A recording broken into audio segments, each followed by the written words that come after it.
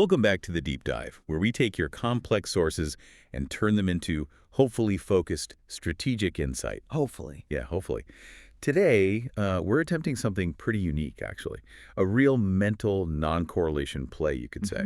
We're looking at this convergence where, ancient philosophy meets the pretty complex, sometimes opaque mechanics of high-level finance. Right, a blend you don't often see explicitly linked. Yeah, exactly. Our focus is really on unpacking the mindset of someone we're calling the Stoic Trader. Okay.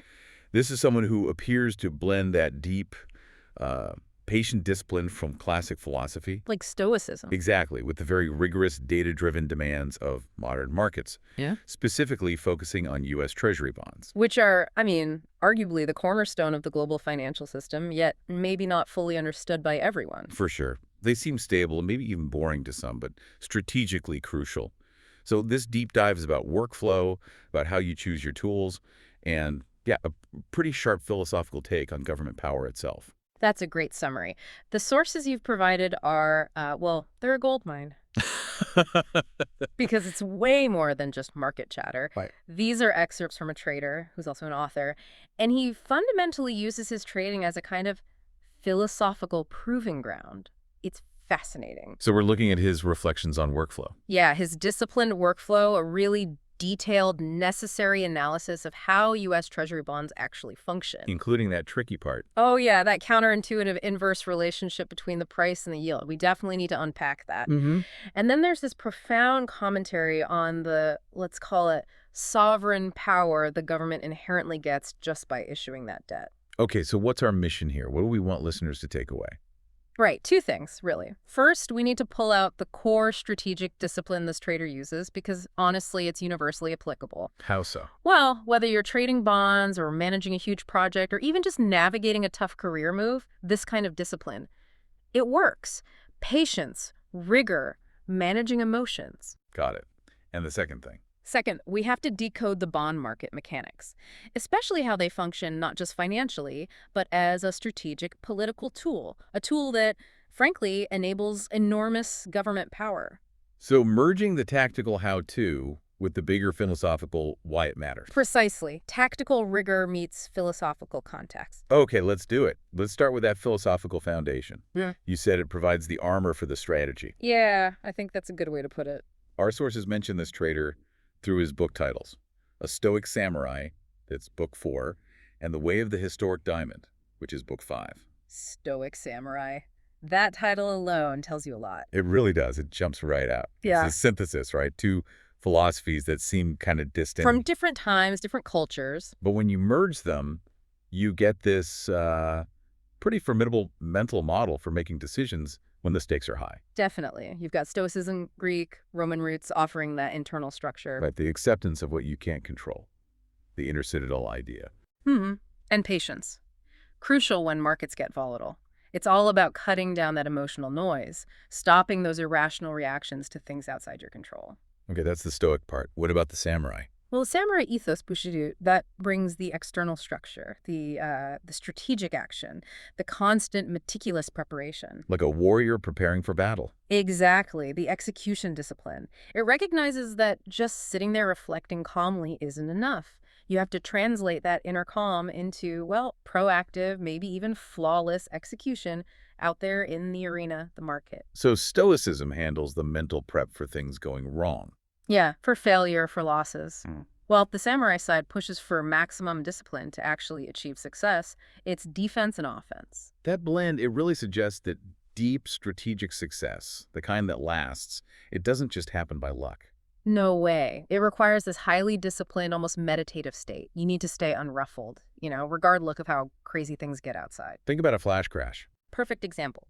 The market's moving way too fast for conscious thought. Definitely too fast for emotional thought. Right. The Stoic Samurai is the one who's already decided how they'll react. They've pre-programmed their rules, their responses, so when chaos hits, they stick to the plan. I think that's a really critical point. People often ask, how does philosophy help me make money? Yeah. And maybe it doesn't tell you when to click buy, Yeah. but it absolutely controls your reaction when you inevitably lose. Exactly. Because the biggest killer in trading, or any high-stakes game, it's not usually a bad strategy, it's the emotional stuff. revenge trading, doubling down when you shouldn't, Panic selling. all of it. Philosophy builds the container for the strategy. And the commitment needed for this. It's not trivial. You see it even in how this author shares his work. Yeah, the sources mention that the books were originally written in French, Okay. and then they were painstakingly translated into English, German, other languages. That's a huge undertaking. It really is. Translation is hard work, especially for nuanced ideas. And what's interesting is how the author reflects on that time commitment. He connects it back, right? Mm-hmm. Translation, global publishing. These are slow, iterative processes. Requires immense patience. Immense patience. You have to ensure the philosophical points, the strategic nuances aren't lost across languages. And that process directly mirrors the commitment needed for a long-term trading strategy. Ah, I see the connection. You can't rush validating a trading system statistically. You can't rush deep philosophical insight. So the very act of sharing the knowledge reinforces the core message. Deep work takes time, takes patience, takes long-term commitment. And connecting that back to the trading desk, it basically establishes that real, durable, strategic success, the kind that builds wealth over decades, not days. Right. It requires that deep foundation. You don't get there overnight watching YouTube tips. The work has to be deep. The commitment, as you said, almost global in scope, mentally embracing that long, sometimes boring horizon. It's the absolute opposite of chasing, the latest meme stock hoping for a quick flip. Okay, so we have the philosophy Stoic Samurai, patience, discipline. Let's see how this actually translates into the day-to-day stuff, the practical strategic workflow. Right, the nuts and bolts. The first tactical lesson, and this really separates serious players from amateurs, seems to be his asset selection, specifically this relentless pursuit of non-correlation. Yes, this is fundamental. He intentionally focuses on markets that tend not to move together. U.S. 10-year Treasury Bonds, gold, crude oil. That's the bedrock of real diversification, not just buying different tech stocks. Explain that a bit more. It's easy to think, oh, I own Microsoft, Apple, and Google, I'm diversified. Right, but think about it. What happens in a big systemic risk event, like a major regulatory shift hitting big tech or a global pandemic shutting things down? They probably all drop together. Exactly. They are highly correlated. They might be different companies, but they react similarly to certain large-scale risks. Correlation kills strategy. So if all your diversified assets crash on the same day because of the same underlying factors, say, the Fed hikes rates unexpectedly. Then you don't have diversification. You just own multiple tickets for the same risky ride. Real diversification means finding assets that dance to different drummers, that react to different macro forces. Okay, so how do bonds, gold, and oil fit that? Well, think about scenarios. Extreme uncertainty, fear, a real risk-off moment. Stocks might crash. What often happens then? Investors flee to safety. They buy U.S. Treasury bonds seen as the safest asset on Earth. So bonds might rally or at least hold up much better. Gold, too, often acts as a store of value in chaos. Okay, so bonds and gold for safety. What about oil? Oil is different. Think inflation. If inflation is running hot, that might make stocks shaky, right? Because input costs rise, consumer spending might fall. Sure. But crude oil, it is an input cost for almost everything. So high inflation often means soaring oil prices. So by trading bonds, gold, and oil, you're exposed to completely different risk factors. Systemic fear driving bonds, monetary stability or instability affecting gold, inflationary pressure hitting oil. Exactly. That gives you genuine non-correlation. One might zig while the other zag. That's the goal. Avoid simultaneous huge losses across your whole portfolio. That focus on non-correlation, it seems to extend right into his toolkit as well. Let's talk about indicator curation, the technical tools he uses. Yes. And this is where the discipline gets, well, almost obsessive. In a good way. How so? New indicators, new tools, they aren't just dragged onto a chart and used immediately. No way. They are tested first. Tested rigorously for months, sometimes even years, across all sorts of market conditions, bull markets, bear markets, sideways grinds, high inflation, low volatility, everything. Why so long? Because the philosophical rigor demands statistical proof. How can you possibly trust a tool to guide you in a crisis if you haven't actually seen how it performs under stress repeatedly? You need to know its failure points, its strengths. That really cuts against the grain, doesn't it? The temptation today is always to download the newest, fanciest indicator someone is selling online, promising the moon. Absolutely. Shiny object syndrome is rampant. This approach is the opposite. It's about deep validation. How does he decide if an indicator makes the cut? Is there like a statistical threshold? The sources imply the bar is incredibly high. An indicator has to provide a clear signal, something that isn't just repeating what another indicator already says. Non-redundant. Exactly. And it has to genuinely improve the system's edge, its profitability or risk management in a measurable way over time. And he actually cleaned house recently. Yeah, there's a great practical example in the sources. He had to reboot his entire trading system, frustrating, I'm sure. Oh, I bet. But it forced this necessary reckoning. He looked through his setup and realized he'd accumulated something like 50 indicators he wasn't even using, or that were redundant. 50? That's a lot of screen clutter. It's noise, not signal. So he cleared the slate, wiped them out, kept only the ones that had truly proven their value time and time again through all that rigorous testing. There's a huge lesson there for everyone listening. Right. Regardless of your field. Absolutely. Master fewer tools, but master them deeply. We live in this data-drenched world. The tendency is to just pile on more information, more dashboards. Thinking more data equals better decisions. But it often just leads to analysis paralysis. Or worse, conflicting signals that confuse you. It is so much better to have an intimate, almost intuitive understanding of, say, 3 time-tested tools knowing exactly how they behave under stress than to have 50 blinking lights that are basically just telling you the same thing in different ways. Master fewer indicators. Okay. But even with all this discipline, the Stoic Samurai, they can't escape tech problems. Right? Nobody escapes tech problems. And this is where that commitment to deep, maybe custom work really shows its friction points. He's using a rare indicator.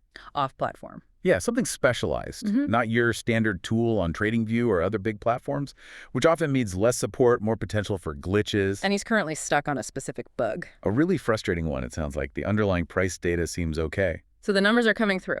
Right. But the visualization and the actual candlesticks on the chart, they aren't forming correctly during certain hours. Low liquidity times, like the Asian session, apparently. So he can't properly see the price action for that whole period. That's a major issue for analysis. It's a fundamental breakdown. It's not a strategy flaw. It's the data integrity itself being compromised visually. It prevents him from analyzing the full 24-hour market cycle properly. And he's trying to fix it. Oh, yeah. The detail is great here. He's already run 5 deep research prompts. Wow. Spending hours digging into potentially proprietary code, trying to debug it. He's even consulted generative AI, mentions Gemini specifically to try and diagnose the code or maybe an external data feed issue. And still no luck. So far, nope. Still stuck. Let's speculate a bit. What kind of indicator might have this issue?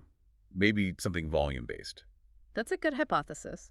Volume profile tools, for instance, often rely heavily on futures data from specific exchanges. Okay. If that exchange has limited hours, or if the data stream gets throttled or patchy during off-peak times. Like the Asian session for a U.S. or European-based contract. Exactly. The code might still correctly register the price, ticks the raw data, but maybe it fails to aggregate that tick data properly into the open, high, low, close posia needed to draw the visible candlestick for that period. That makes sense. Yeah. And the effort he's putting into fixing this one annoying glitch. It speaks volumes, doesn't it? It shows this isn't just a casual pursuit. He can't just ignore it or easily swap it out because his edge likely relies, at least partly, on the unique insights from that specific, albeit buggy, tool. And this loops right back to the philosophy, doesn't it? Perfectly. That deep technical frustration, dealing with bugs, the unpredictability of custom software, needing the patience to debug something for potentially weeks. That is the real-world application of Stoicism. It really is. You have to accept that uncertainty and friction are just part of the cost of seeking a unique edge. You control your effort, your reaction, the time you dedicate to fixing it. But you don't control the bug itself, or how quickly you find a solution. Exactly. Keep patience. Deep work often involves long stretches of dealing with, frankly, boring, annoying technical setbacks. It's not always glamorous insights. Okay, so we've got the philosopher trader, the discipline workflow, the non-correlation focus, the indicator rigor, and even the tech frustrations. Let's pivot now to the market itself, the chosen battlefield, U.S. Treasury bonds. Right. Often seen as safe, maybe dull. Yeah, the boring investment. Yeah. But strategically, you argue they're key to understanding global power. Absolutely. To really get the strategy, we have to decode the basic mechanics first. Simply put, what are Treasury bonds? Okay, lay it out. Fundamentally, they're how the U.S. government borrows money. When the government spends more than it takes in through taxes, which is pretty much always, that's the deficit. It sells these debt instruments, these bonds, to raise the cash it needs, to fund everything from social programs to the military to infrastructure. So it's basically an IOU from the government. Exactly. The core transaction is straightforward. Buyers could be individuals, pension funds, banks, other countries. They loan money to the U.S. government for a set period. Like the 10-year bond, which is a major benchmark. Right. The 10-year is often cited as the global benchmark. And in return for that loan, the buyers receive periodic interest payments, that's called the coupon, over that 10-year term. Then they get their principal back at the end. So while they're considered super safe compared to stocks or crypto, Exponentially more stable, yes. The chance of the U.S. government defaulting is considered near zero. but they're still traded. They have price fluctuations. Oh, heavily traded. There are huge, sophisticated primary markets where new bonds are issued and secondary markets where existing bonds are bought and sold constantly. So they do have market cycles. Definitely. Distinct bull and bear cycles driven by things like institutional demand, expectations about inflation, and crucially, what the Federal Reserve is doing with interest rates. Okay, this is where we hit that counterintuitive part, the thing that trips people up. Yes, the inverse relationship between the bond's price and its interest rate, or yield. You absolutely have to grasp this. Break down that financial gravity for us. Let's start with high demand. Okay, imagine a global crisis. Everyone is scared, fleeing risky assets like stocks. They all rush to buy the safest thing they can find, U.S. Treasury bonds. Okay, demand spikes. Demand spikes. What happens to the price of anything when demand spikes? It goes up. Right, the bond's price goes UP. But here's the key. The interest payment, the coupon, was fixed when the bond was originally issued. Let's say it was $20 per year on a $1,000 bond. Okay. But now, because demand is so high, you have to pay maybe $1,100 to buy that same bond on the secondary market. You still only get $20 per year in interest. So that fixed $20 is now a smaller percentage of the higher price I paid. Exactly. Your effective interest rate, the yield you're actually getting on your $1,100 investment, has gone down. High demand rents price, UP all down. Okay, I think I follow. Now the other way. Yeah. Low demand. Right. Let's say inflation is running really high. That fixed $20 coupon payment looks less attractive because its purchasing power is eroding fast. Or maybe there are just better, safer-looking investment opportunities elsewhere. So people don't want U.S. bonds as much. Demand falls. Demand falls. Price goes down and maybe that $1,000 bond is now selling for only $900. But it still pays the $20 coupon. Still pays the fixed $20 coupon. So now, if you buy it for $900, that $20 represents a larger percentage of your initial investment. Your effective interest rate, your yield, has gone UP. Low demand price down yield UP. Wait a minute. So the safer the bond is perceived to be, like in that crisis scenario, when demand is high and the price goes up, the less yield the investor actually gets. Correct. That feels fundamentally backward. In every other investment, you expect higher return for taking more risk, or you pay more for a higher expected return. Why would I pay more money for less guaranteed return here? That's the insight. You aren't paying primarily for return in that scenario. You are paying a premium for safety. You're willing to accept that lower guaranteed yield precisely because the risk of losing your principal is virtually zero, and you know this asset will likely hold its value or even gain while your stocks are crashing. Safety itself has a price. Okay, safety is the commodity here. And the trader in our sources noted this exact peculiarity. He said something like, realizing that paying more, high price, gets you less return, low yield, felt strange. And this led him to the key realization. Which was? I look at it with my eyes, but I have to look at it through the eyes of the government. Okay, shift perspective. Don't look at it as just an investor trying to maximize yield. Look at it as the issuer. Bingo. That perspective shift is absolutely everything for understanding this market. You cannot analyze bonds purely from an investor's yield-maximizing viewpoint. You must understand the motivations and capabilities of the entity issuing the debt at the government. So what does the world look like through the government's eyes when it's issuing bonds? What's their priority? Their priority isn't maximizing the return for the bondholder. Their priority is maximizing their ability to get the funding they need right now. They just need to sell the bond. Yeah. Secure the capital. Fund the state. That's it. They care only about successfully selling the bonds to get the billions or trillions they need today.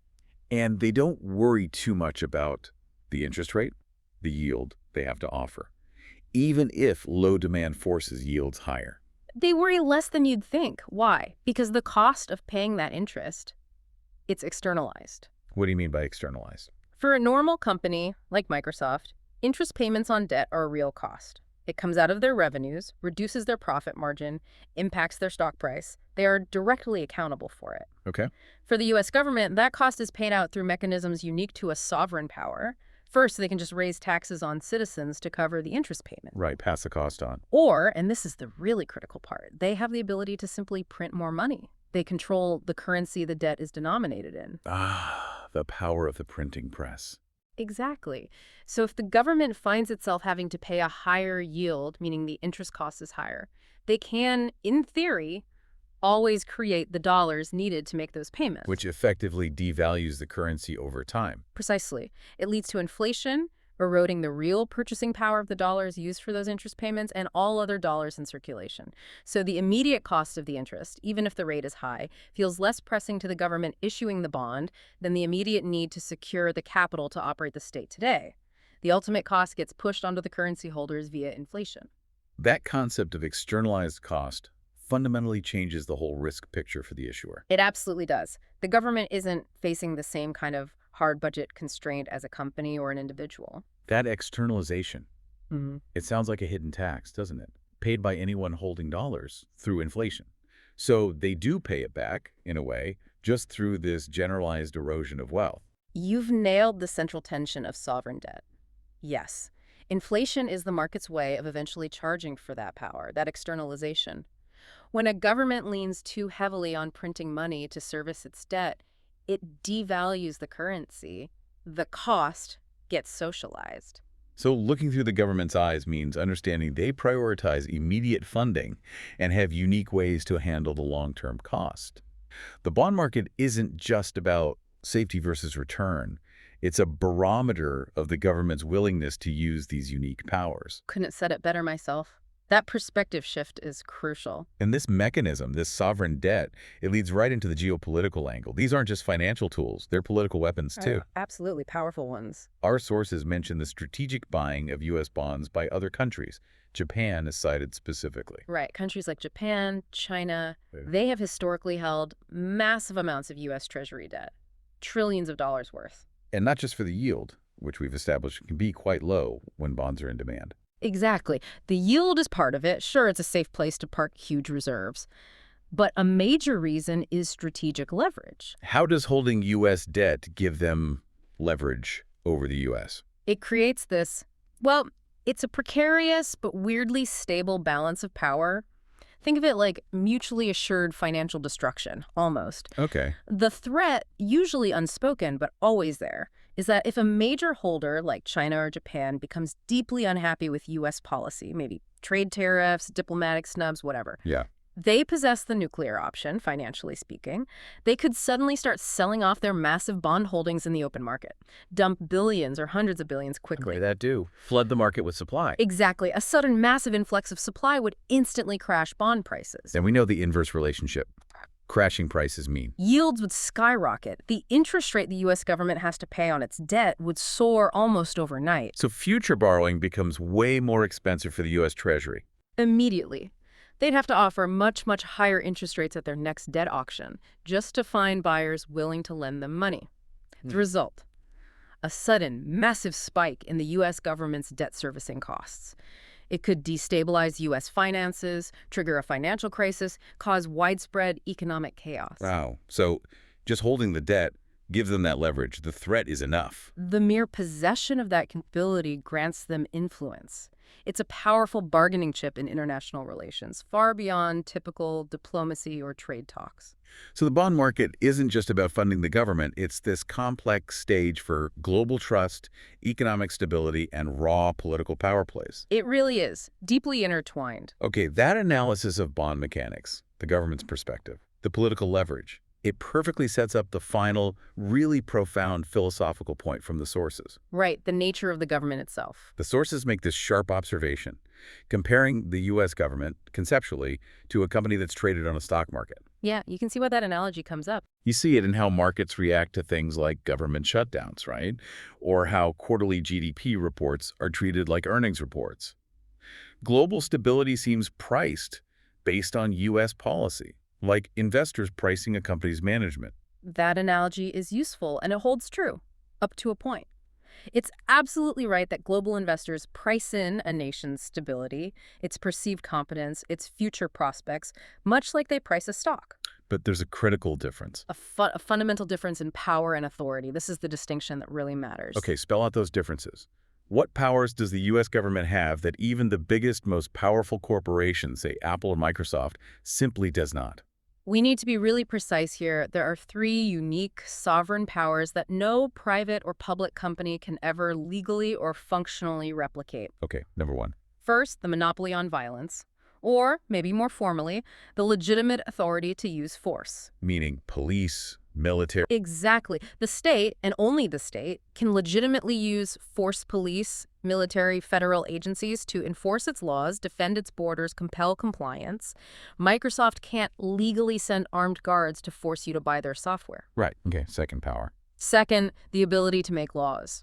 The government creates the entire rule book that everyone else plays by. They're at the tax code. Market regulations, environmental laws, labor laws, property rights, all of it. Corporations, citizens, everyone else operates within that legal framework. The government defines the framework. Okay, monopoly on force, lawmaking power.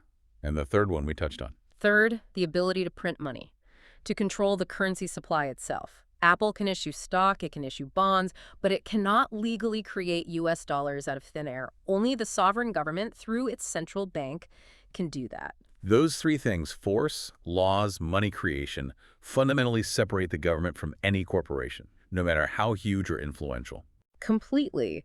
The rules of the game are just fundamentally different when you are simultaneously the rulemaker, the referee with the ultimate enforcement power, and the one who controls the money supply. And the sources tie this all together with a really powerful analogy. Yes, it's brilliant. Think of the U.S. government as a corporation with a credit card that it never has to pay back. That hits hard. Let's unpack that. Why never has to pay back. Because, as we discussed with the bond interest, the government prints the currency the debt is denominated in.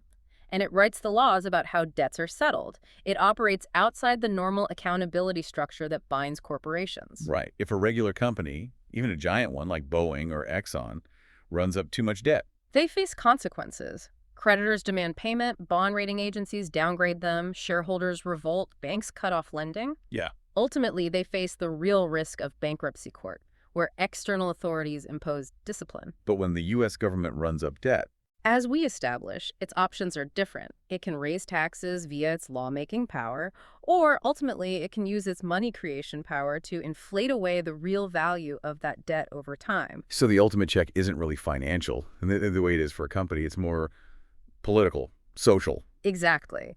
The real checks on the U.S. government's financial behavior are the risk of hyperinflation destroying the economy or the risk of citizens losing faith and political upheaval.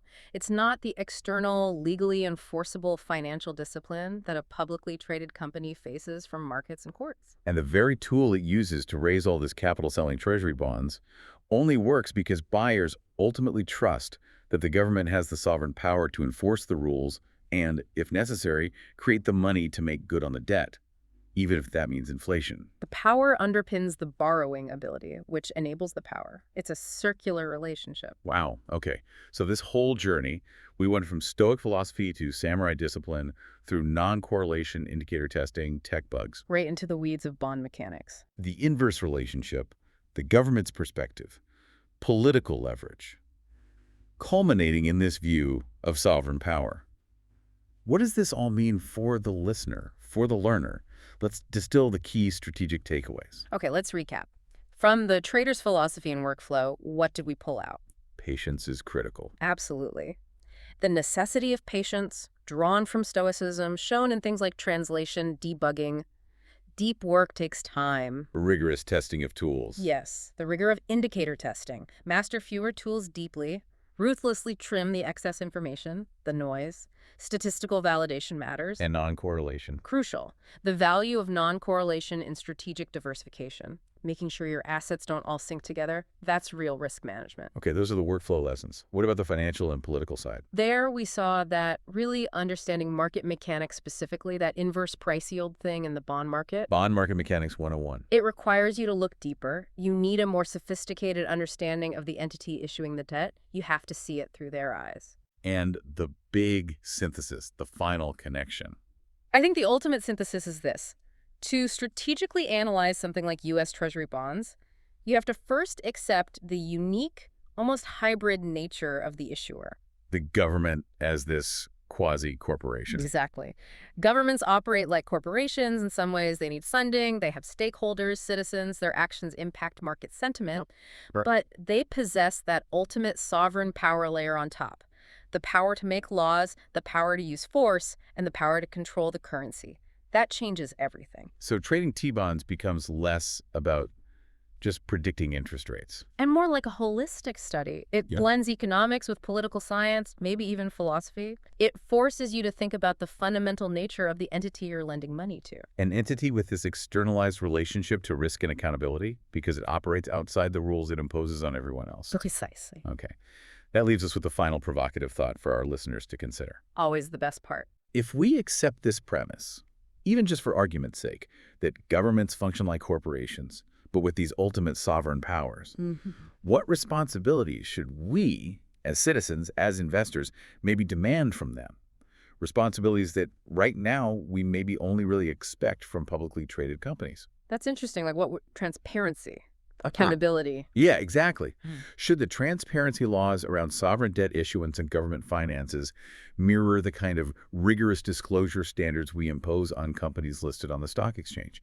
Should there be an equivalent of shareholder accountability for how that credit card with no limit is used? It's a fascinating question because it completely flips the usual accountability model on its head, doesn't it? Usually we think of corporations being accountable to the government's rules.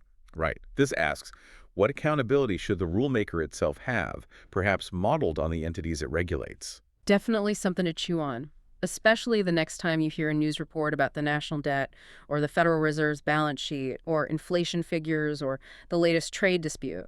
It adds another layer to understanding what's really going on. Food for thought indeed. Well, thanks for joining us on this deep dive, weaving together philosophy, finance, and power. It was quite a journey. Absolutely. Great discussion. We'll see you next time on the deep dive. Well, I see my piano teacher in 1 minute. I have a very little time left because I don't want to make him wait, but I still want to show you my books. That is my fourth book, A Stoic Samurai. It is available in French. I write my books in French, I translate them in different languages. Here we have my last book, the fifth book, The Way of the Stoic Diamond, which is written in French, translated into English and German.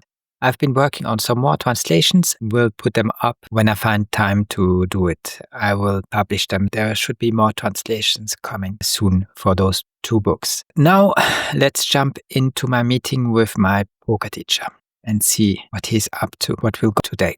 Hello, Norman. Hello. How are you doing today? Not the best, not the worst, I guess. What? Nothing, just feelings. Nothing external making the feeling come up, just internal stuff. Well, if it is external, then I'm not sure what it is. Could be anything. Maybe it's the weather. It's not too bad, really. Okay, I had a very busy week. I've got the impression that I had to do a lot of administrative work, but at least it's the kind of administrative work that I find interesting. One of the things that I did was translate my book into more languages, so that the translation is done of both my fourth and my fifth book. I can put them with the other languages on Amazon. That's one thing that I have done, but it takes a lot of time. The other one is I try to trade two more assets. One is US 10-year Treasury Bonds. Every time I seriously trade something, I want all my indicators to work on all of them. I use one indicator that is not on TradingView. It is difficult to get because I needed somebody who provides the data for that indicator. It isn't so easy. I'm still facing issues because sometimes the chart gives me candles, sometimes it doesn't give me candles. Normally, if it's outside of the trading hours, then you don't get any candle. But I see on the screen the right value of the asset. I see where it is trading. It even shows it on the screen, but it doesn't form any candle. I don't think it's a bug. I think everything works as it should, but I don't know why. I've done at least 5 deep research prompts and I tried to figure it out. I even tried to get some assistance and showed on screen to an AI, Gemini. I asked him to take a look and tell me how to fix that, why I see the price moving at the right level, but no candle is forming. But it was all dead end. I don't understand what is not working. And I don't know when it will update. I know that it updates sometimes because I get some data, I have some candles, but it's just not the candles of today. I have the candles for yesterday I have, but for today, for some reason, I don't. It's very annoying because it's a very basic and stupid thing. I lose much time with it, but somehow I will figure it out and move on with my life. I had to restart my computer since I had to put back all my indicators on my charts. I started eliminating indicators that I don't use. I think I eliminated like 50 indicators. I have less tabs open. I only look at the indicators that are important to me. Even with the ones that I kept, I still think that there are some that I could get rid of. But the thing is, I still keep making research. I still keep adding some new indicators from time to time. The ones that aren't perfect or the ones that aren't very useful, I have to get rid of. I don't select every indicator. When I get 100 indicators, I maybe select 1 or 2. Most of them, I don't want to use them. But when I find 1 or 2 that work, well, then I have to test them over a long period of time to see how they behave and if I want to keep using them or not, what they could add to my trading. When you have done that for 6 months or 2 years, then you have an idea how the indicator performs. Then you can get rid of those that you don't need. But I'm happy that I could eliminate 50% of my indicators. I have way less to put on because I will have to restart this computer maybe in 2 months or I don't know when, or in 1 month. And then instead of wasting 4 hours putting all my indicators back on, it will only take me 2 hours. I think it's great that I did get rid of those that aren't very meaningful for me, that I concentrate more on the ones that matter to me. But it takes really a long time. All those stuff don't come easy, they don't come fast. You must be very patient. I think there's progress. I think things will get better. Sounds like a lot of changes if you're trading something new. Do you know how Treasury Bonds work? Or do you know why I trade them? Well, I would imagine their price is quite stable. No, it's not. If it was stable, then I wouldn't trade it. Well, there has to be some movement. Yes, I get that. I mean, compared to stocks or crypto, I think it's quite stable. Well, I have to look. I have to compare the charts. But I see real bull markets and real bear markets in it for now. I don't know how much the volatility is, and you can rate that and you can compare that. The thing is, I trade it because it is not correlated. It is not correlated to the stock markets. That's why I trade it. Because if I look at P or the Australian stock market, even the Japanese yen, they all look similar. They're all correlated, more or less. And I want to have charts that look different. Because if not, it makes very little sense. Because I make money, but it's not just that. The thing is, I want more experience. If you trade 3 different stock markets, but they're all correlated, well, then there's a very high probability that when you have a winning trade, you have 3 winning trades, and when you have a losing trade, you have 3 losing trades. Because the same thing happens. If you're wrong once, well, then you're wrong 3 times. That makes no sense. But if the market is not correlated and behaves different, like gold is not correlated to the stock market, crude oil is not correlated to the stock market, they have their own cycle. Treasury bonds have their own cycle. So that's why I'm interested in it. Sounds like diversifying a bit. I want more experience. In order to get more experience, I need to be exposed to different assets, to different commodities. Well, not commodities, not the right word, because not everything is a commodity. But you get the idea. Do you know how the price gets established from Treasury notes? I trade the 10-year, but you know how it gets established, how the state fixes them. Do you know why they use it? Treasury notes? To loan money for the government. They need money. There are people who buy the Treasury bonds. When they buy the Treasury bonds, they get money. It's a way of financing their never-ending wars and all the other stuff they want to pay for. They just put the Treasury bonds on the market. In exchange, they get money. They have to promise an interest on that money. But according to me, the interest doesn't matter. For example, I will never touch the interest. I'm really not interested in the interest because it's little that doesn't matter. I don't think anybody is seriously interested in it. I think they all just buy it for political reasons. Like Japan buys the Treasury bonds only because it gives him political influence over the American state. They are one of the biggest buyers of the Treasury bonds. Now, if America does something they don't like, then they will say, in that case, we sell all our Treasury bonds. And then you have a lot of Treasury bonds and the market will not absorb them. That could be very bad news for you. They can have some political influence over the American state. But still, it is true that they have to sell them. And because of that, they have to put an interest rate. And if people buy a lot of Treasury bonds, well, then they can put the interest rate very low. But if people stop buying a lot of Treasury bonds, then they have to put the interest rate higher to entice them to buy. So let's say the interest is 3%, but nobody buys. Well, promise 6%, maybe then they change their mind. Because every time they sell Treasury bonds, they want to get all the money because they need all the money right now, immediately, for all the stuff they want to do. If nobody buys, yes, then don't get the money. But what is hard to understand, even for me, is when the price of the Treasury bond goes up, the interest of that Treasury bond goes down. The price is higher when you get paid less. Does that make sense to you? A little bit. Because for me, it's hard to understand. I can get it, but it's hard to understand. Because I think that when the price is higher, well, then I should also get paid more because I just bought something that is more expensive. So why don't I get paid more? Why is it the opposite? Why, when the price is high, the interest rate is very low? And vice versa. Why is it when the price is very low, it's very cheap to buy, then the interest rate is very high? To me, that makes very little sense. Because I look at it with my eyes. That's wrong. I have to look at it with the eyes of the government. When the government can sell easily notes, then they don't need to put a high interest. When they can sell it easy, then the price is high because there's a lot of demand. When there's a lot of demand for something, then the price goes up. When there's no demand or very little demand, the price goes down generally. Not always. There's stuff because of scale, you can make it cheaper. But Treasury bonds, they're always very cheap to produce. They cost nothing to produce.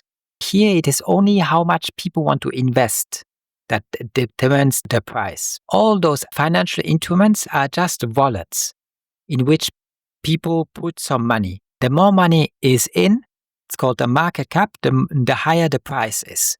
And when people take money out, then the market cap goes lower and the price of the asset goes lower. It's the same with Treasury bonds. But when there are a lot of people interested in buying Treasury bonds for political reasons, mostly only states buying that. When a lot of people are interested, then they know it because it's very easy to sell their T-notes. They are sold in 5 minutes or 50 minutes instead of 5 hours. Then they realize that they don't have to put the interest rate low. The price is high. But when people stop buying, well, then the price, because people put less money in, then the price drops. Then they have to entice them to keep buying because they still want to sell all the Treasury bonds because they need the money. Because of that, they then increase the interest rates. Actually, I think it's very automated. They don't think about it. I don't think that they really take the decision. Well, the Fed does put the rate. Anyway, it is mostly automated. I'm not sure that they think a lot about it. But it makes sense from the government perspective. It makes no sense from my perspective because when I pay more, I want to get paid more, but for the government, it's different. He's only interested in selling all his T-notes. That's the only thing he cares because he wants the money. He doesn't care if he pays 12% interest or if he pays 0.2% interest. It doesn't really matter to him because he doesn't have to work for the money. Well, his work is using violence and extorting it from people or just stealing it through inflation and money printing. But he doesn't really have to work for it. He doesn't care if he promises 2 or 12%. But it's interesting to see how they fix it and why people go for it. But I only go for it because it has bull markets and bear markets and it's a different assets. I want to see a different chart on my screen. not charts that all look like a clone, that are all correlated. Any question on that? Not really. Great. What will we do today? I guess I'll do one quick comment. I found it interesting how you described why governments buy the bonds for influence. It reminds me a bit of it publicly traded companies, actually. You could say the US government then, or the US country, is like a company on a stock market. It's a country on a stock market. There's some through the influence which can be bought by bonds. With the exception that they have a monopoly on violence, that they don't behave like regular company. There's a lot of stuff Microsoft would never do. The government does it all day long. They only do that kind of stuff. But what Microsoft does, they never do. That's the difference. But they look like a company, a little, up to a certain extent. But it breaks down since they can make law and use violence. A company never can do that. A company can only use influence by lobbying the government, and in exchange for the lobbying, which is also money, they get laws that are more favorable for them. Just a king who has his treasury and likes to spend a lot of money. That's all. I don't believe in it, but I don't have to believe in it. I'm only trading it. I'm only making a bet on the price going up or down. I don't care about the interest. I only care about the price going up or down and taking a bet when I think it's interesting in taking one of those bets. From an ideological point of view, I don't have to endorse it. I only trade it. That's all. I don't care what happens. If I would choose, it goes to zero, because then the government can never finance itself again, if I could choose. But I don't. I only trade it. I don't have to think it's awesome or to think it's good or bad. Of course, it's bad giving money to the government, but I'm not giving money to the government. I'm just taking a bet on it. I make money. If I lose my bet, then I lose a little money. That's all. It makes no difference for the US state. I don't think it makes any difference. I don't think I ever own really the bonds. It's only a bet, according to me. At least I hope so. It's like when I trade crude oil, I never own crude oil. I never get delivered to crude oil. I only take a bet on what the price will do in the future. Right now, I have an open position for a long time already on crude oil because I thought that the price will drop. It did. It's one of my biggest winner right now. Another winner that I have is on gold, but that was hard because the last wave, I did get stopped out 2 or 3 times before my analysis was finally correct. Now it's very profitable. Unfortunately, in Bitcoin, I just get stopped out 3 times in a row at break even. That was a little different, but that's life. It doesn't work every time. But gold is in a huge bull market right now. If my analysis is correct on crude oil, it did drop a lot, but I think it will drop more. No comment? Yeah, I guess the only thing that comes to mind is that there's only so much money. With some things in bull market, some other stuff has to be in bear market. There are only 2 options. When you trade, there's a buy button and a sell button. All that matters is how many people press the buy button and how many people press the sell button. If more people press the sell button, then it goes down. If more people press the buy button, then it goes up. I meant something differently. What did you mean? That there's only so much money. So if they like something, they put all the money there. Because of that, they sell something else to buy the thing they like. That's what you meant. Something like that, yes. Yeah, that makes sense. That's why some people who believe that Bitcoin is the future, they sell their house, buy Bitcoin. But in that case, if a lot of people do that, the price of real estate will drop and the price of Bitcoin will go up. That's what you meant. I just give you an example of what you meant. It's more complicated, but I mean, something like that is if you want to buy something, you have to sell something first. It's really basic stuff, but a lot of things are very basic. I'm listening to somebody, a professor of the Ludwig van Mises Institute right now in German because he talks German. And he explains how people stopped bothering and use something else. They had maybe eggs and they wanted milk. They gave their eggs and then they get some milk. But they realized that it's easier if they choose something in the middle that has a lot of liquidity, like gold. But all those things that people talk about again and again and try to make it very complicated are actually extremely basic stuff. It's nothing new. We know that from a long time already. It's a little sad that he had to study much, make a PhD just to talk about such basic stuff. But still I like it because for Mises, it's better than what I studied at university, which is Keynes. They realize the state is not the best thing. They sometimes criticize it. Up to the point they do, it's good. unfortunately, I don't think they go to the end that they're intellectually honest. None of them says they just get rid about the state. But they will write a book like 600 pages explaining why everything is so bad, why the state keeps making bad decisions one after the next. But they still think that it has its use, cannot be totally rejected. The problem with that is that you want a small state. But even if you get your utopic small state that does very little, taxes nearly nothing to people, even if you get that, it will never stay at that level because they always will make new law and get new powers. Then everything gets worse. There's an example right now in Switzerland. We are one of the first countries who did vote for digital ID. Do you know what digital ID is? Have they talked about it? You have it. Okay, well then you're fast, just as we are. I didn't participate in that selection. I never do. It's pointless. But activists are warning about that for a long time. I've seen some activists talking about it. They even make videos informing people. When you have digital ID and they are biometric, you can give your information with a fingerprint. Everybody says, oh, that's so nice, that's so easy. Then I don't have to have my ID on me and show it all the time. But there's stuff that should be hard. When it's easy, the state can easily abuse his power, his new power you just gave him. The example is China. I saw a journalist. He said something that the Communist Party didn't want, and they just cut him off. He cannot take a train anymore. He cannot fly a book. He cannot get a loan, and he cannot get an apartment. They just cut him off of civil life, and he doesn't know how long the ban will last. He goes and shows it. He goes to the train station, says, I'll try to buy a train ticket. Then he has to use his digital ID. They say, no, sorry, you can buy a train ticket. I don't know what exactly they tell on the screen. But it is never ending. When you put digital ID, you make it very easy to give sensitive information to anybody you want. Well, the state will track you. The government I have right now maybe won't oppress us too much, but that government will change. And one day there's somebody who says, oh, now let's enforce this or that for some reason.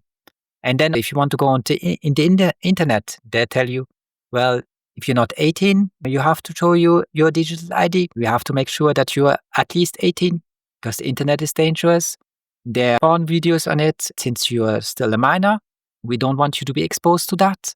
They always find some stupid excuse. Then suddenly everything you ever did online is tracked and traced. People will be very careful because if you say something that the government doesn't approve of, well, then he sends his guys, the police, to you. They put you 48 hours in jail, then they let you go. But you have to go in front of a judge, you have to pay for your defense, all that stuff. Most people are broke. They can pay for 500 USD. How are they going to pay for legal fees that cost 15K? If they go through that once, like for example, if they want to manifestate, like for free Palestine or anything else, the government doesn't like that. Well, then they just check who organized the manifestation, who participated, what comments they did online. Then they send their guys in there and they pick you up and put you in jail for 48 hours. Then you see how hard it is, how annoying it is to defend yourself, how much money it costs. You're very scared. The next time you want to make a comment online, you think, well, I went through the legal stuff. It takes 6 months or 2 years. I don't want to live through that again. And you don't. You don't have the money to defend yourself. It's just too complicated. It's easy once they can get your ID with just a fingerprint. You can give all your sensitive information to everybody. It's very dystopian once they use it against you, but people never think about that. Norman, if you want to say what you think about that, you can. If not, let's jump to what we do in poker. This joke comes to mind that think about how stupid an average person is, then recognize half the people are even more dumb than that. I think governments are there because just like with stuff that people trade, people are seeking more government. They're seeking less responsibility to give it to a government. That's how governments grow. Little to do about it because people get what they want. I think it's nothing really to do about it other than people are like they are. You could say the same thing about anything. You go to supermarket, why aren't they selling other stuff?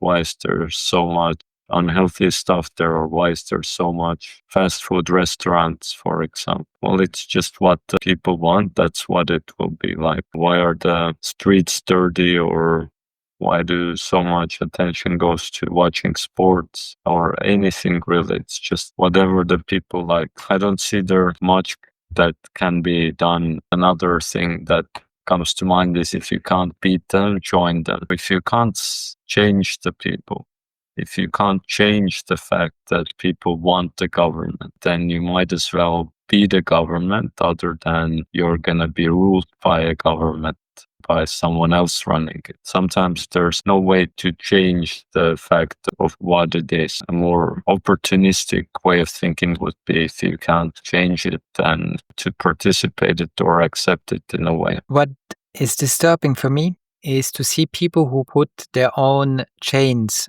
on their feet and their hands. They enslave themselves.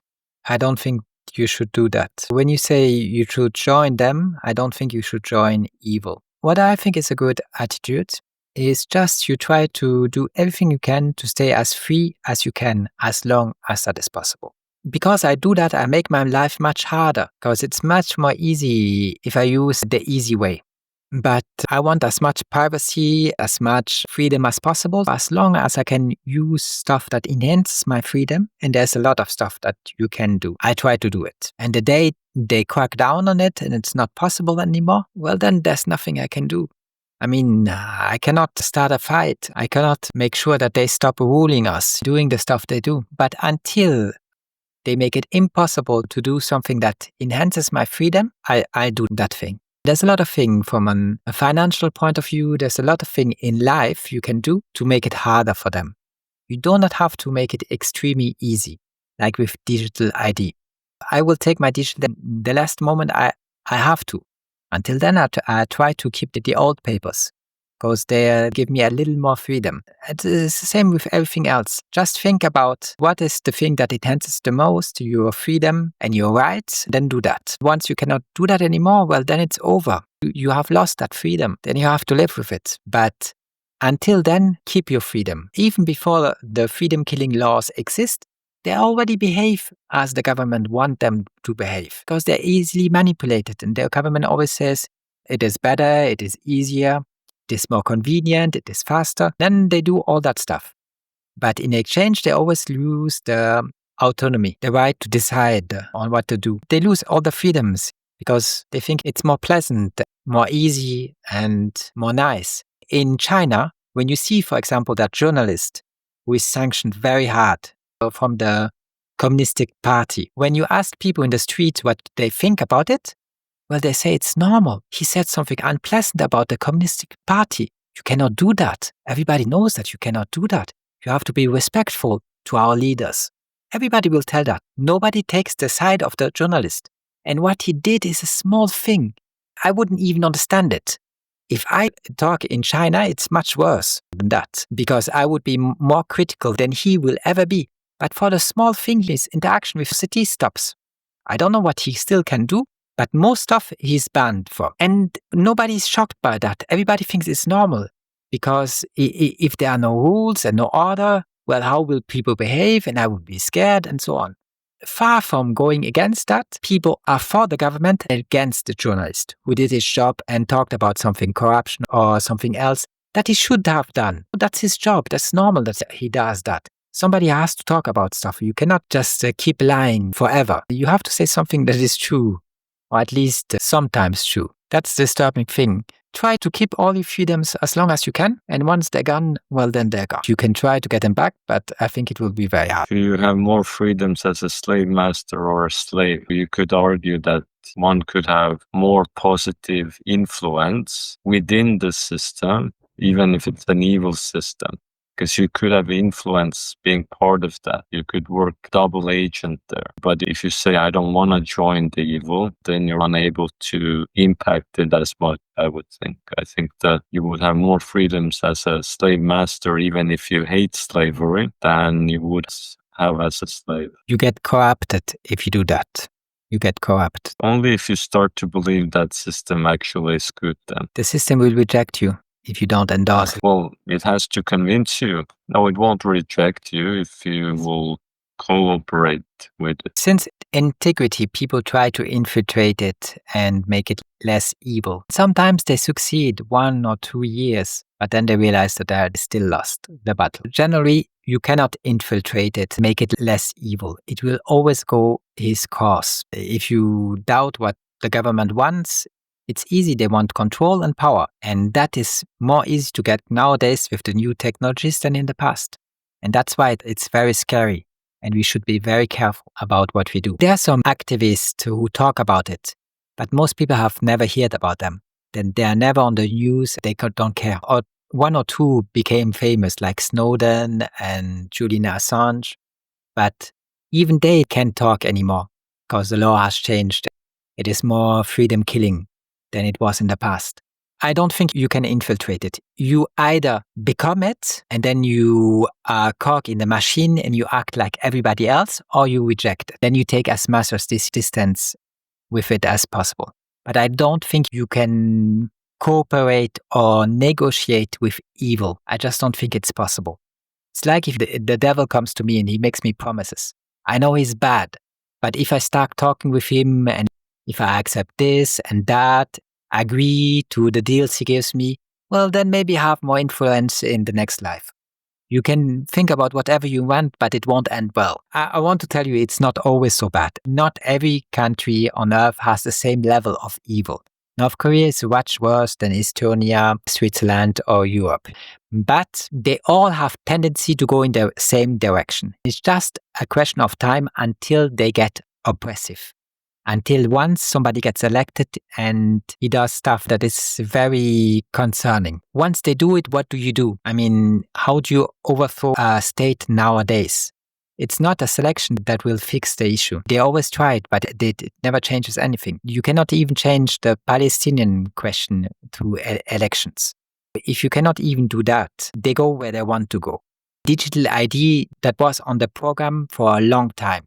That's what they talked about once a year when they go and see Klaus Schwab at the Forum Economic of Davos. That was one thing on their agenda. And there's a lot more to come. It's not all rosy and nice. They just go in the same direction. It doesn't matter who you select. They will follow the same agenda. And once they want to go freedom killing, and once they want to oppress you and change what you thought was an utopia in a dystopia, they just have to press a button. Then I don't know how you get free again once that happens. Because they have so much power, much more power than they had in the 17th or in the 13th. Then it was already bad. But now it's beyond belief, the new powers they have acquired over the last century that didn't exist before. Once they go dystopia mode, how do you get out of it? That's what I don't see. I don't see how you can get back your freedoms. The freedoms you gave them, they would never could have done it if you didn't give them all those freedoms. But now that they have all those powers, once they go oppressive, dystopia mode, it really won't be funny. You will end up like the guy who wants to buy a train ticket and can't. And that's not the worst thing they could do. I know, Norman, and that I'm not going to fix the world and you're not going to fix the world. But it's good to not be naive and realize that there's danger involved. I don't mind too much because I'm already old. I hope that they don't change everything in total dystopia next Friday. I hope it takes still a couple of years until that happens. Then I'm dead anyways. I have no child. I have no stake in the outcome. It really doesn't matter if you keep your freedoms or if you give them all to your slave master. It changes nothing to me because I won't be around for a long time. But I just find it concerning that nobody thinks about that, or very few people. Very few people. That's all that concerns me. You are for democracy. If you believe in democracy and elections, then you should have an open discourse. Listen to some of those activists who tell you why it's dangerous to do all the stuff you keep doing. But nobody does. Everybody just follows the herd, says, well, it's so convenient, it's so nice, everything will be so rosy. My slave master will never do anything mean against me. Why do you say something like that? With that kind of train of thought and beliefs, I don't think the future will be nice. If people have no more integrity and courage than that, our future will be very bad. It's just a question of time.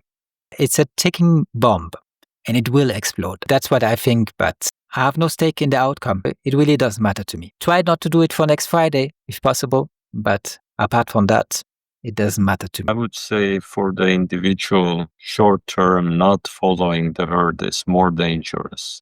Because the danger you speak of is very abstract. Is it really abstract, Norman? More abstract than immediately going against the current system. That is way too direct of a threat. Image that I used from somebody who is talking about manifestation for Palestine or what, that was a woman in Great Britain. She did try to organize it, and she was pregnant. And they did send to her like 5 or 10 cops, and they arrested her just because she made a tweet and didn't go along. That was my point, wasn't it? But what I'm trying to say is it's happening around us already. Exactly. That's why people don't resist it as well, because it's individually very dangerous to do so. If it wasn't dangerous, it's like Murphy's Law. If it wasn't dangerous, people would speak out more. But then there wouldn't be a need to speak out because it's not dangerous. That means everything would be more fine already. There wouldn't be any of those big issues probably. But the fact that there are big issues means that it's dangerous to try to change them. But the thing is, internet in the past wasn't that. Internet in the past was a guy who hid behind an avatar of his dog or a cat. He wanted anonymity and he wanted to be able to say any kind of crap and get no sanction for it. Well, that changed a lot. Digital ID will change us even more.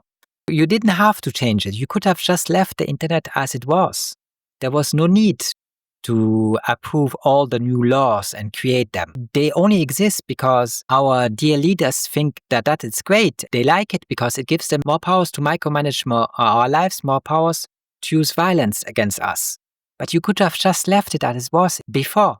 In the 80s, 90s, there was no need for all the new laws you came up with. Exactly. And it's the same with a lot of stuff. But for all that, there was an endorsement up to a certain degree by the people. Now, the people had no clue what they were doing, but they still endorsed it up to a certain point. Exactly. Okay, great.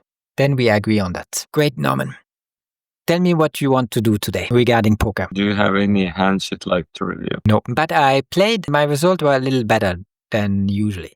I try to do what you tell me, to pay attention on what happens on the table. I do easy stuff like how much did he bet? Did he limp? 2 big blinds? Did he 3-bet? Once the hands come, then I ask myself, what will he do? Will he go all in? Will he just check? And I just try to keep engaged, think about what the people do. Who goes all in with what? I just ask myself basic questions. Yeah, I think it's better. At least last week, my results were much better than usually because I ended up a lot in the bubble, third, second, or first. Most I did get third place, but I did get a couple of times second and first. Better than normally. Maybe it helps. At least I try. But the thing is, my brain still wanders off and tries to think about something else. But I try to bring it back to the poker player and look at what people do. How have bond pots been going? I don't take a lot of risk with them. They're very dangerous because you can have a king or an ace on the board, have top pair and think everything is great. But then there's a 2 and a 3 and the guy has that 2 and a 3 and he wins. It's a very dangerous thing, those bomb bots. But I don't mind too much. I think I'm better with them. But you have to be very careful. They can be very dangerous, especially when there are a lot of people, like 8, who see the same flop. Then there's a good chance that somebody has something very good, 3 of a kind. You have to be very careful with them. It's all right. I don't think I'm too bad with them. It's hard when you have an ace or a king and then somebody starts betting and you have to tell yourself, with what does he bet? Does he have a better ace? Does he have already 2 pairs? It's very hard. Normally, you can feel much safer with an ace or a king. But in a bomb pot, you have to be very careful. Yes, I think that's wise. I think for today, let's practice some poker percent game. Great, I like them. Okay, what would you guess here? What do I have to guess? What I have with 4-3 suited against king 4 suited? Is that what I have to guess? Exactly. My chance of winning, I want to say 35%. All right, we'll guess it then. I would guess you're too high, but not too bad. roughly around 2/3 of the time we would lose this hand. This is where pot odds start to matter. If the opponent bet half pot, we knew this situation. Could we call against that? Half pot is 25%. Yes, we can call. Okay, could we call against the pot size bet? I don't know the percentage of a pot size, but I still think it's below 31%. I think it's 29 or something like this, but I don't know. It's actually 2-1. It's what, 70%? 69%? The opponent has 2, we have 1. If you split 100 into 3 sections, you have one of those 3 sections. 33%. Pot size is 33%. In that case, we cannot. We have to fold. But it would be a little close. It wouldn't be too far off. All right, let's practice a few more for pre-flop and then go to the flop. 55, I think. I would guess it's gonna be a bit more, but we'll see. Again, not too bad. You're somewhat close. I think a 5% error is pretty strong in poker. Let's do a few more. I don't like 4-6. I don't think it's a strong hand offsuit. I mean 7-6 offsuit. I don't like that. But 4-2 suited, I think it's better. But the thing is, a 7 could beat it, a 6 could beat it. It's very hard for me to say how bad 7-6 is. I want to say that 4-2 could be better as a hand than 7-6 offsuit. But since they are a higher card, it might still be better 7-6 offsuit. I really don't know. It's very hard to put a number on this. I could go with maybe 45%. Or 40%, or maybe should I go for 55? I don't know if it's actually better. Since it's a higher number, I think it should be better. Let's go for 51. Okay, well, it's gonna be more than that. I think it's gonna be at least 60. 61, okay. What to realize here is, what do you like about 4-2? I like it suited and that it can make a straight. Which hand is better to make straights? 7-6 is closer. 4-2, there's a 3 missing in the middle. So since there's a 3 missing, maybe 7-6 is easier to make a straight. With 4-2 to make a straight, do you need to go higher or lower? Why can it not beat both? It could be. I think that's actually a great exercise for you to go through all the straights each of them could make. Could you do that? I can try. Okay. Try to go from high to low here. You want me to start with the 7s? Let's start with the highest straight it could make. Okay, 8, 9, 10. That is correct, although I would have preferred you say it the other way around, but okay. That's one straight. If it's 10, 9, 8, then with the 7-6. What's the next highest straight? 9, 8, 5. Very good. So now we have 2 straights. What the third highest straight? 8, 5, 4. Very good. Now we have 3. Do we have any more? Can also make a straight with 5, 4, 3. Very good. Is that all? Yes. How many did we make? 1, 2, 3, 4. Very good. We made 4 straights here. Let's see with 4-2. What's the highest straight? 6, 5, 3. That's good. Okay, go on. Then there's 5, 3, ace. Okay, is there any more? No, that's all. Okay, how many we got? Which hand is better for straights? 7-6 is better because I can make 4 straights, and with 4-2 suited, I can only make 2 straights. That's great. That means it's doubled as likely actually with 7-6 to make a straight. Yes, that's correct. Flushes, it is true, suited hands make flushes more often, but we're gonna end up making a flush around 4% of the time. Part of this win percent, around 4% of that, is by making a diamond flush. But even though a flush draw is a good thing, it's going to help you once in a while. It's not going to be something that consistently wins you the pot. Does that make sense? Yes, it does. Let's think of the other cases. When both players make a pair, which player would win? It would be me. Hero would win. Well, which card? 7-6 would win. Okay, I guess that shows why 7-6 is favored over 4-2.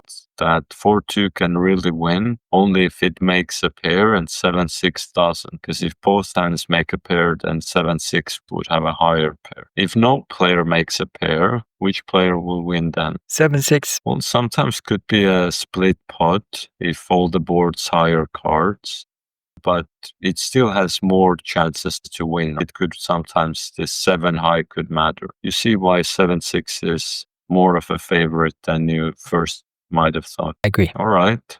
Let's do 2 more of these. I want to go for 65. All right, quite confidently. Actually, I think it's a pretty decent guess here. Should I go higher or lower? That's a good one, actually. I'll take the lower here. But you see, you were very close. That's a good guess here. What to say about this one? Well, if both players make a pair, which hand would win? It depends what pair. Very good.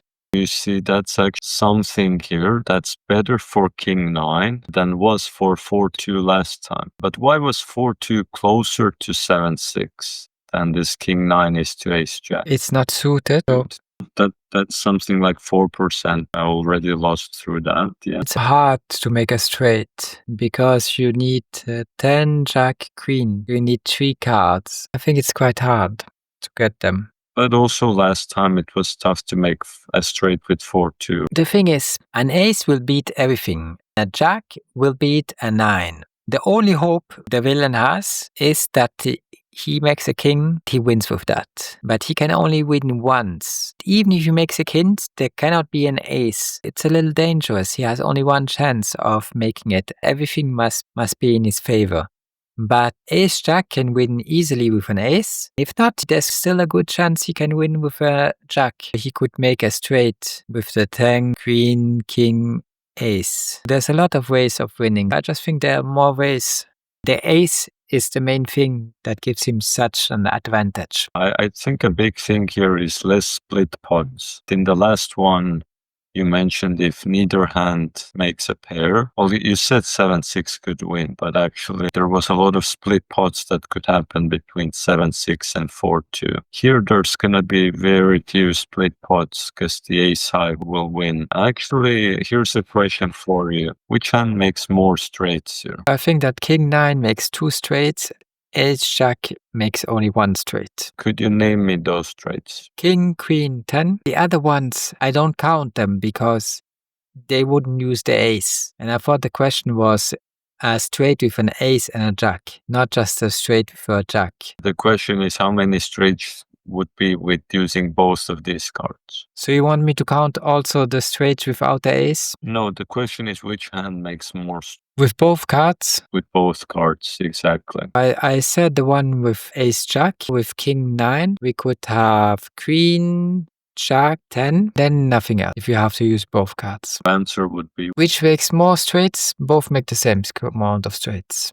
would it matter that the king 9 straight would use a jack, but ace jack has a 1 jack? Would that make it worse for king 9? No, Why not? because you would still win. No, I mean in the likelihood of making a straight. Does that lower the chances of making a straight if the opponent Yes, has a jack? it lowers the chances because there are only 3 jacks available. The thing that the villain has a king also lowers his chance of making a straight because there are also only 3 kings available. Does that balance itself out or not really? Yes, it does, but it's still in favor of ace jack because it's the stronger straight. When does it matter if you have a stronger straight? When the other one also makes a straight. Okay, what would the board have to be for that?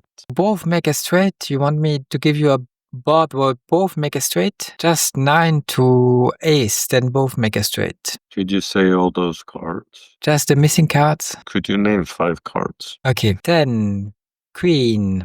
That's only 2 cards. If you want me to give you some more, then I would have to go for 8 and 7. So now we have 4, and if you want one more, then 6. So now you have 5 cards. 6, 7, 8, 10, and queen. Is that what you want? Would both players make a straight on that board? Why not? No, the king is missing. Then 7, 8, 10, queen, king. Is this time the right answer? Then the jack is missing. 8, 10, jack, queen, king. I think I have 5 cards and both make a straight. I mean, the 8 could actually be any card there. The 4 key cards. Wait, did you say the correct one? You said 8, 9, 10, jack, queen, right? 8, 9, 10, jack, queen. But the ace jack would be missing a king then. Yeah, but then again, we are on 9, 10, Jack, Queen, King. The 9 could be in any card there. Okay, So they're not 9. it could be 9. It just could be something else as well. It wouldn't matter. The key detail with this exercise is you want to name the cards which both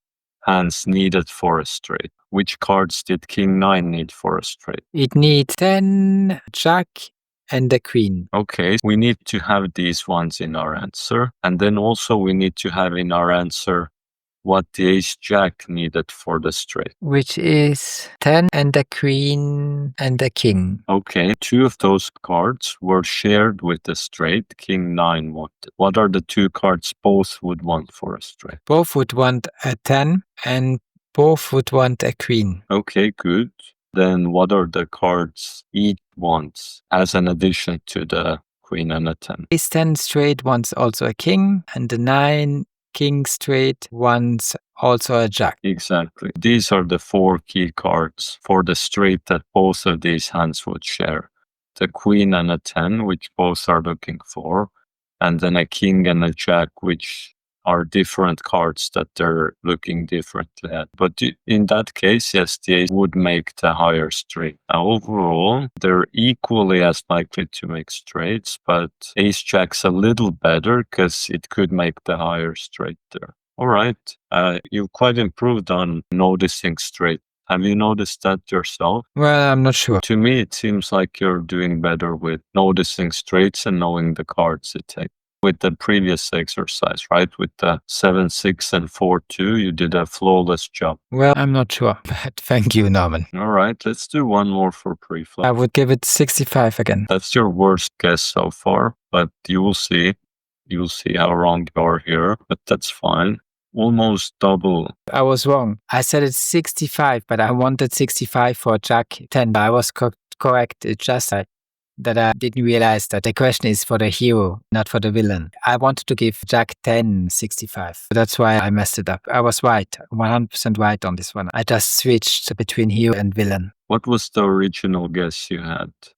65. Interesting. 65 for the villain. Because I was thinking the higher card, how much chance does it have to win?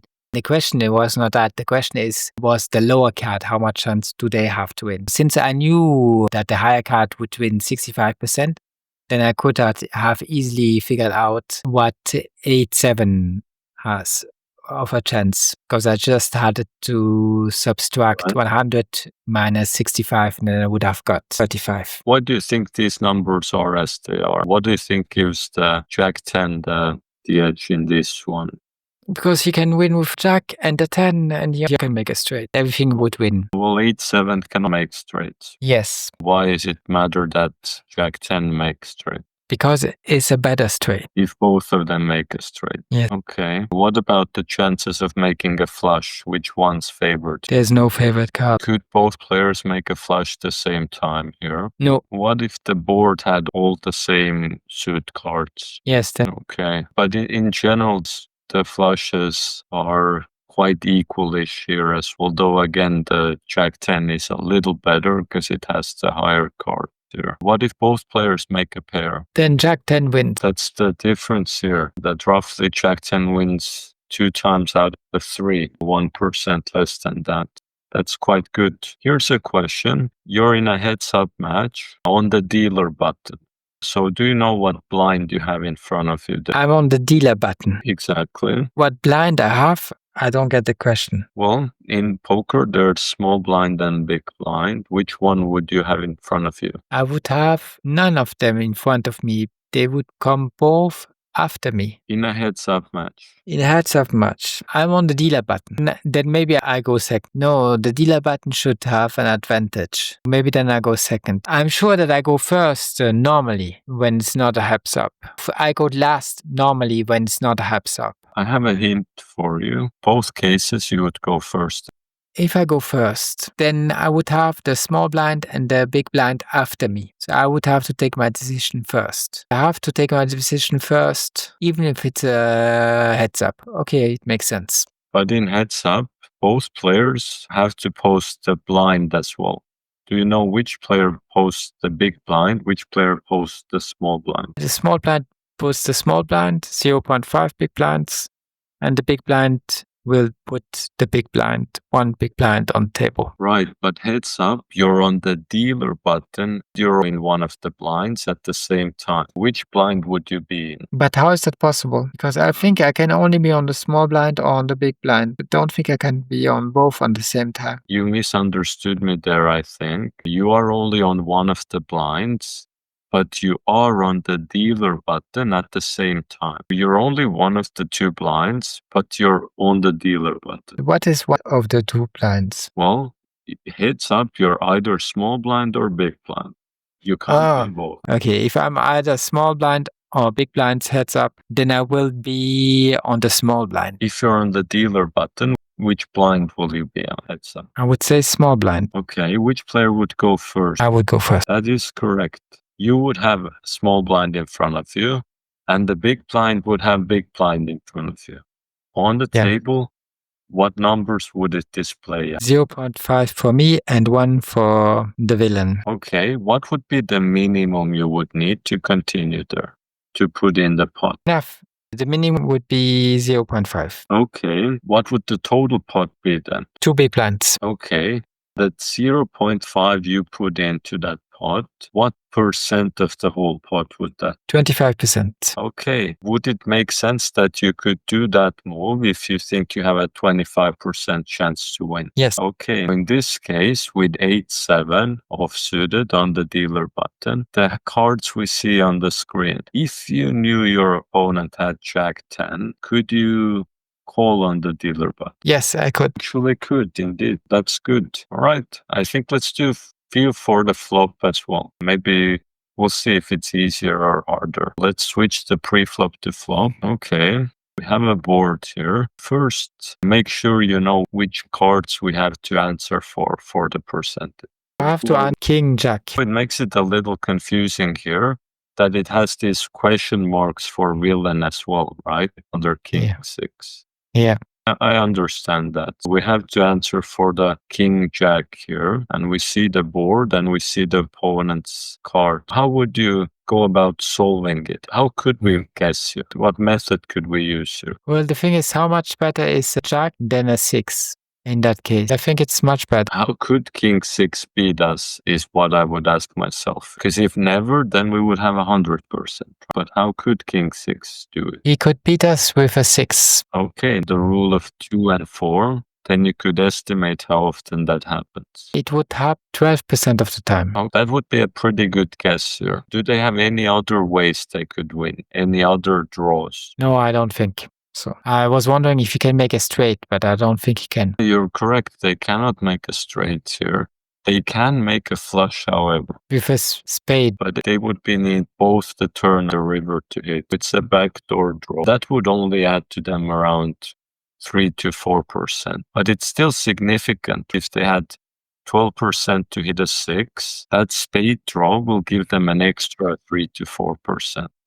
That's actually quite a considerable amount, don't you think? Well, he would have 15% chance to win. Okay, I think that would be a pretty good guess here. For the villain, it would be 15%. It would be a good guess for the villain, exactly. But we had to guess for ourselves here. 85%. I think that's pretty good. I mean, it could be a few percent off, but it won't be a lot off. There's other weird things that could happen. Actually, it went a bit higher here, or even more for the villain. We see that it's not 15, it's actually 18%. Where do you think that extra could come from? They can't make the straight. What other extra do they have? We counted for the 6, we counted for the flush. How still a little bit?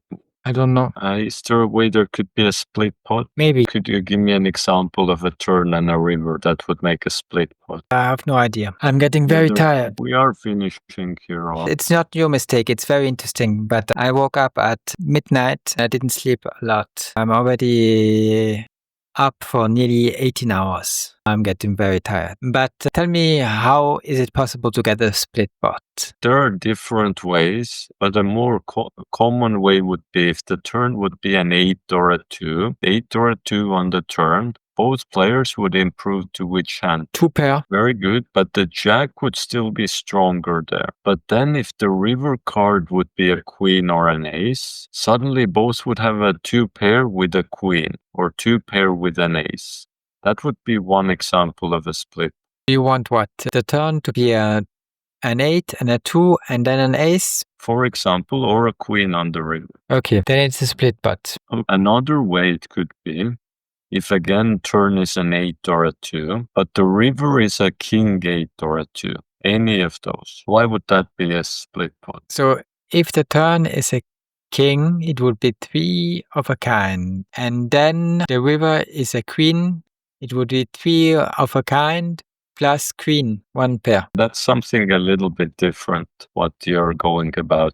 In your example, king jack would still win, because it would be 3 of a kind kings with a queen and a jack kicker. For king 6, it would be 3 of a kind kings with a queen 8 kicker. But another way a split pot could happen is if both players made full houses. If they both hit another king and 8, or they both hit 2 more 2s, or they both hit 2 more 8s. If it's a king and an 8, then it would be a split pot. That's one example of them, exactly. Okay? King 7 would also be a split pot. No, it would not, because then it would be still the jack would play there. It would be part of the 5 highest cards. Okay, great. I think we're ready to finish here. Let's do one last one. Not go into big discussion, just let's make a guess here. The villain is way ahead. The hero can only win if he makes a 4. That will be 12% of the time the case. I make 100 minus 12, which is 88. Are you happy with that guess? No, because I answered again for the will instead of the hero. Good thing is you caught yourself, so you catched it. Are you happy with this guess? I think it's good. Okay, you missed one thing. You're gonna be a little bit off here, but still go ahead, guess it. But it's gonna be closer to 20 here, or 21 even. Because it's 3 of a kind, 4 of a kind. Is that what I missed? Yeah, mostly these ones. Some straights with one straight could have.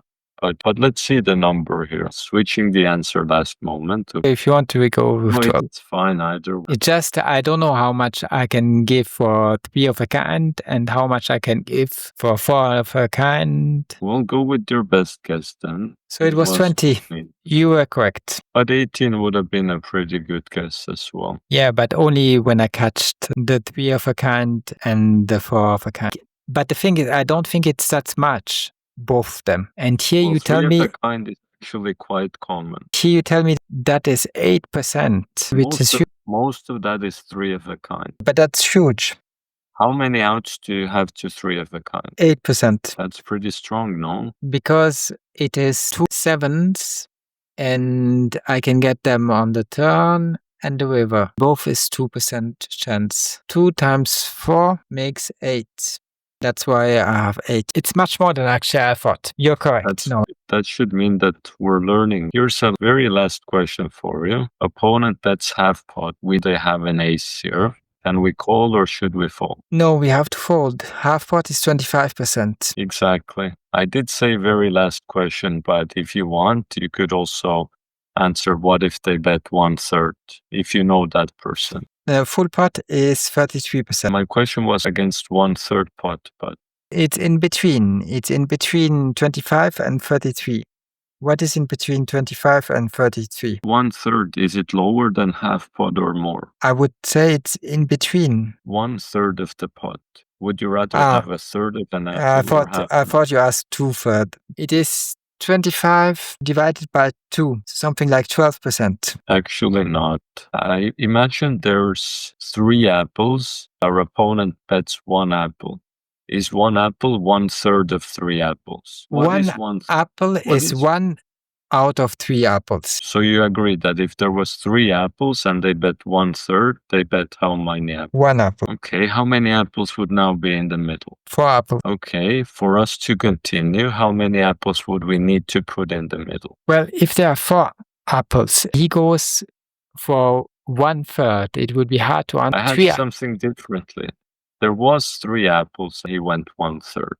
Then there are 4 apples. But how much do we have to put in the middle to continue? Only the 1 apple he put. Okay, if we put that in the middle, how many apples would be in the middle? 5. And how much was our investment or risk out of that? 5. 1 out of 5. Do you know what that corresponds as a percentage? It's 100 divided by 5. It is. Do you know what the number is? Maybe it helps you if you think of a 10 divided by 5.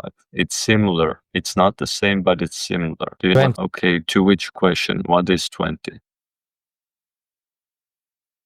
10 divided by 5. Is that, It's 2. 10 but divided by what's half. but what's a 5? It's 20. That one is 20. If our opponent bets 1/3, what percent do we need to continue? You want me to say 20? But would it be correct to say 20? Just that half pot is 25%. 1/3 is 20. It's still a lot, but I think that 1/3 is much less than half. I'm not sure that it's correct because I'm very tired and it's hard for me to do math right now. I think yes, it's correct, but I have to use my calculator and try it. Well, it would be correct. Could we call a 1/3 bet even if we knew opponent had it? Yes, we could, but it would be break even. Wouldn't be much of a point to do. Yes. But if they bet a little less than 1/3 or a lot less than 1/3, then already it would be good for us. Okay. 1/3 is 20. Half pot is 25. And full pot is 33. We are correct. Now, if I want to know why that is the case, I will have to say, for example, we just did it with 1/3. Let's do it with half pot. He asks half pot. Let's say there are 4 apples and he asks for 4 big blinds. He asks for half pots. So I have to put 2 big blinds. That makes 6 big blinds. How much is 2 out of 6? It's like 1 out of 3. No, that should be 33. I'm making it wrong. You forgot something. You forgot to put the opponent's apple into the pot as well. 4, he puts 2, I put 2, we are 8. 8, I did put 2. 8 out of 2 is like 1 out of 4. That is 25%. This time it's correct. Did you learn something new today? I mean, not new. You told me like 10 times. But the thing is, it gets faster, Norman. It gets faster. Just like when I play the same music piece over and over, I get better at it. It gets faster. Then if I have a good piano teacher, he shows me how to improve it. Yes, I get better at playing with those notions and making them my own and understanding them better. Thank you, Norman. That's great to hear. Okay, I'm tired. I will drink something, then I go to bed. Yes, have a good rest. It was nice meeting you today. It was great. Take care, Norman. Enjoy your week. I hope you feel all right internally and that the external stuff will be pleasant. Thank you. I wish you the same. Great. Bye-bye. See you.